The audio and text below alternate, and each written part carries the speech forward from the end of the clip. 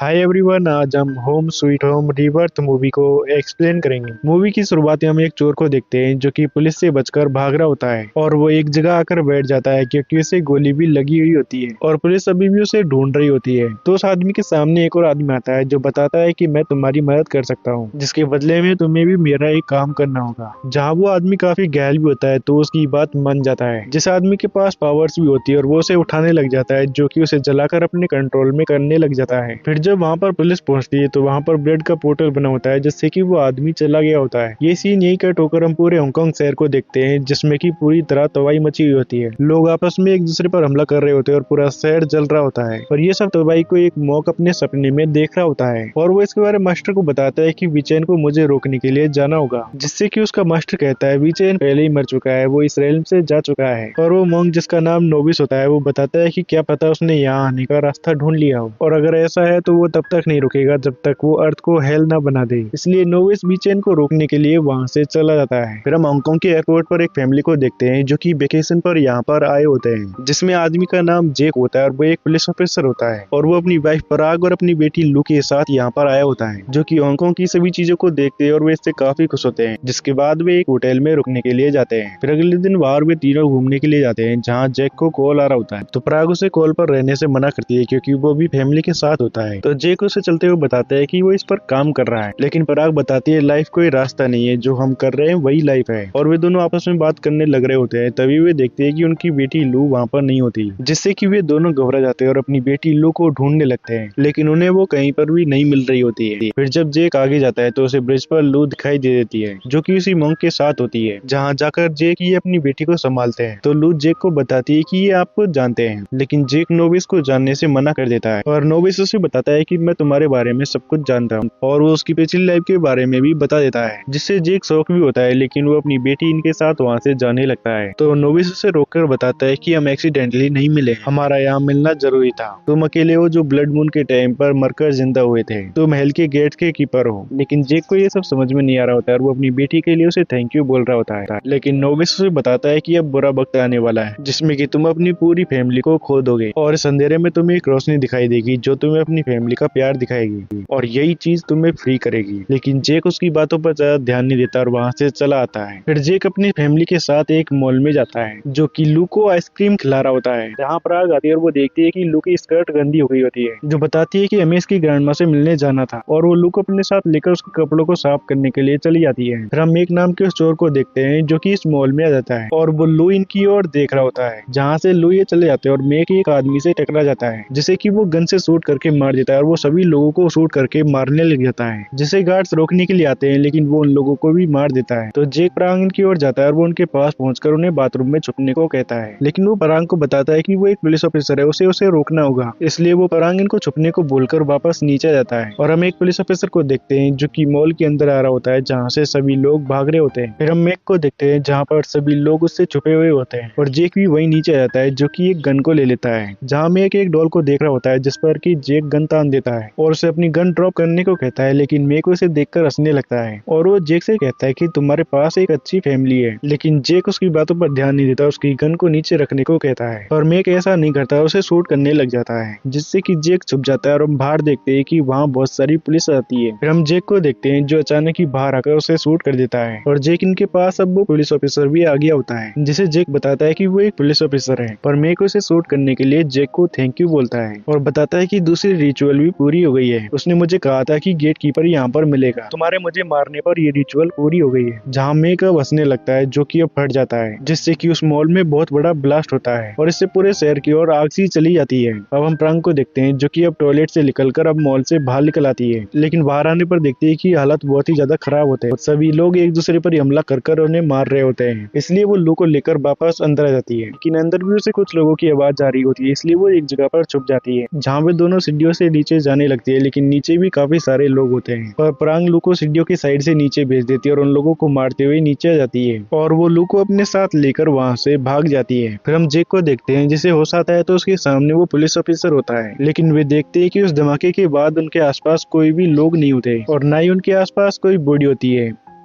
फिर हम पराग को देखते हैं जो कि लू को लेकर पीछे के रास्ते से बाहर आ जाती है और जैसे कोई सामने वाली बस से बाहर आता है तो उस पर एक आदमी हमला कर देता है। तो सेयोंग वहां से आगे जाने लगती है और वो देखती है कि सभी लोग ऐसे ही एक दूसरे को मार रहे होते हैं। जहाँ से वो होटल की ओर आगे चली जाती है और बीच में एक शॉप के अंदर घुस जाती है। तो वो देखती है कि शॉपकीपर को भी किसी ने मार रखा होता है और पराग लू को बताती है कि हम यहीं पर ही छुप कर रहेंगे। तो लू पराग से पूछते है कि क्या डैड भी ठीक होंगे। तो पराग बताती है कि वे भी ठीक होंगे, लेकिन अभी हम होटल में जाएंगे जहाँ पर तुम्हारे डैड हमें ढूंढते हुए आ जाएंगे। तो लू उनकी ग्रैंडमा को कॉल करने को कहती है। तो पराग कॉल करती है लेकिन नेटवर्क भी नहीं आ रहे होते हैं। हम जेक और उस पुलिस ऑफिसर को देखते हैं जहाँ पर वो पुलिस ऑफिसर इसके बारे में सोच रहा होता है कि वे सभी बॉडीज कहाँ पर चली गई और वो इस बात को लेकर काफी ज्यादा पैनिक होता है। जहाँ उस पुलिस ऑफिसर को अपने पीछे एक लड़की दिखाई देती है जिसके पास वो जाता है, लेकिन वो लड़की काफी अजीब होती है जो कि उस पुलिस ऑफिसर पर हमला कर देती है और वो उसे चाकू से स्टेप कर मार देती है, जिसे कि जेक गन से शूट करता है लेकिन उस लड़की को कुछ भी नहीं होता और वो उसे भी मारने के लिए आती है, लेकिन जेक उससे लड़ रहा होता है और वो एक चीज से उसके सर पर मारकर वहाँ से भाग जाता है, लेकिन उस लड़की को कुछ भी नहीं हुआ होता है, जिससे कि जेक छुपता हुआ बाथरूम की ओर जाता है लेकिन उसे वहाँ पर कोई भी नहीं मिलता और अब जेक को पराग इनकी और ज्यादा फिक्र होने लगती है। फिर हम पराग को देखते हैं जो कि लू को वहीं रुकने को बोलकर शॉपकीपर के फोन के पास जाती है, जो कि ग्रैंडमा को कॉल करने लगती है लेकिन उसमें भी सिग्नल नहीं आ रहे होते हैं और तभी उस शॉप के अंदर एक बड़ा सा आदमी आ जाता है जिससे कि पराग और लू छुपी हुई होती है, लेकिन उसे लू का पता चल जाता है जिसका कि वो पीछा कर रहा होता है, जिससे कि लू छुप रही होती है, लेकिन वो आदमी लू के सामने से आकर उस पर हमला करने लगता है, लेकिन पराग पीछे से उस आदमी को मार देती है और लू को लेकर वहाँ से भाग जाती है। जहाँ फिर हम जेक को देखते हैं जो कि वहाँ से जाने लगता है तो वो लड़की उस पर फिर से हमला करने के लिए आती है, लेकिन जेक उससे बच जाता है और रस्सी के जरिए से वहाँ बांध देता है। फिर हम पराग को देखते हैं जो कि लू को लेकर बस स्टेशन पर आती है, जो कि वहाँ छुपते हुए आगे बढ़ रही होती है और उसे बस के अंदर कुछ लोग दिखाई देते हैं, इसलिए वो बस के अंदर चली जाती है, लेकिन वे लोग बताते हैं कि वे बस को नहीं चला सकते क्योंकि चाबी बाहर बैग में है और उनमें से कोई भी बाहर जाने के लिए तैयार नहीं होता। तो पराग अब खुद ही हिम्मत करके बैग को लेने के लिए जाती है, जो कि बैग को लेकर वापस बस के अंदर आने लगती है, लेकिन उसके पीछे से दो लोग हमला कर देते हैं और वे उसे मारने की कोशिश कर रहे होते हैं। तो एक आदमी पराग को बचाने के लिए चला जाता है, लेकिन वे दो लोग उसे पकड़ लेते हैं, जहाँ से पराग बस के अंदर आ जाती है, लेकिन वे लोग उस आदमी को मार देते हैं और अब उन्हें चाबी भी मिल गई थी, इसलिए वे बस लेकर वहाँ से चले जाते हैं। फिर हम जेक को देखते हैं जो देखता है कि वो लड़की फिर से उसका पीछा करती हुई आ जाती है, लेकिन उस लड़की के सामने ब्लड वाला पोर्टल खुलता है जिसमें कि वो चली जाती है और जेक ये सब देखकर काफी ज्यादा हैरान होता है, जो कि अब मॉल से बाहर आ जाता है और वो पराग इनको ढूंढने लगता है। फिर हम पराग इनको देखते हैं जहाँ पर वो ड्राइवर बस को रोक देता है क्योंकि उनके आगे जाने का कोई रास्ता नहीं होता। तो पराग लू को लेकर अब होटल की ओर पैदल ही जाने लग जाती है और अब वे आखिरकार होटल में पहुंच जाते हैं। तो लू ग्रैंडमा को कॉल करने के लिए कहते हैं, लेकिन पराग देखते हैं कि उनके फोन में भी सिग्नल नहीं आ रहा होता है। फिर हम जेक को देखते हैं जो कि बस स्टेशन पर जाकर पराग और लू को ढूंढने लगता है, लेकिन वहाँ पर एक आग वाला ह्यूमनॉइड आ जाता है जो कि जेक के पीछे पड़ जाता है। तो जेक वहाँ से भागने लग जाता है और वो उससे बचते हुए एक जगह पर आ जाता है जहाँ उसके सामने कोई रास्ता नहीं होता, लेकिन तभी नोविस वहाँ जाता है जो कि उसे अपने साथ ले जाता है, जो बताता है कि अगर तुम अपनी वाइफ और बेटी को देखना चाहते हो तो तुम्हें मेरे साथ चलना होगा। और चलते हुए वो जेक को बताता है कि तुम हेल के गेट कीपर हो और मेरे फादर इस जगह को हेल बनाना चाहते हैं, इसलिए उन्होंने गेक को मॉल पर हमला करने के लिए भेजा क्योंकि उन्हें पता था कि तुम वहाँ पर होगे और गेक को तुम्हारे हाथों ही मरना था, जिससे कि हेल का दरवाजा खुल गया। लेकिन जेक अभी भी इन सब बातों को समझ नहीं पा रहा होता है, जिसे वो बताता है कि चैन अब यहाँ से सभी लोगों की सोल्स को कलेक्ट कर रहा है और उसके साथ वो धीरे धीरे ताकतवर होता जा रहा है और चैन इनवॉइस का ही फादर होता है। जहाँ इनवॉइस जेक को बताता है कि हमें देर होने से पहले उस गेट को बंद करना होगा, जिसके बाद तुम अपनी फैमिली के पास चले जाना। तो जेक भी इसके लिए मान जाता है और वे दोनों जा रहे होते हैं और इनवॉइस जेक को बताता है कि मेरे पिता नेक्रोमेंट से पहले एक मॉन्क थे